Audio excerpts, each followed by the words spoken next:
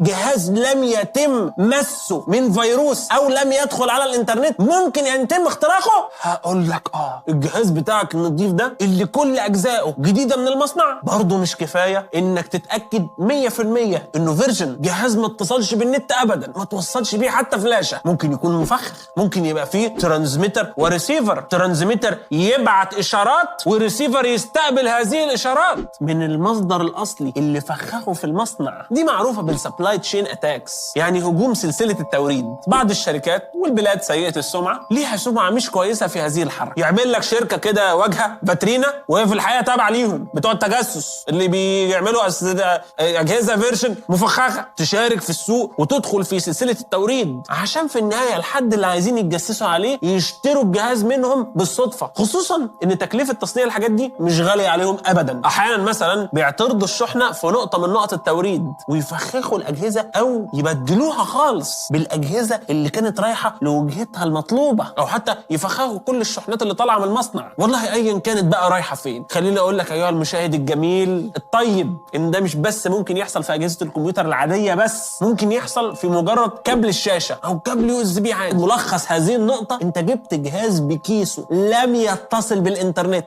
لم يدخله فلاشه يو اس بي، ما زال معرض للخطر والاختراق. لو عايز تبقى امان 100% اصنع جهازك بنفسك، بس اوعى عزيزي المشاهد حد يضحك عليك ويقول لك ما تيجي نوصل اللاب بتاعك اللي انت عامله للتلفزيون بالاتش دي ام اي بتاعنا. يا نهار ابيض، ده انت كده كانك ما عملتش حاجه. كل الطرق يخرب بيته. طبعا واحد يقول لي ابو حميد الكلام ده بيحصل للناس اللي مش شاطره في الكمبيوتر، لكن يعني صعب يحصل لي.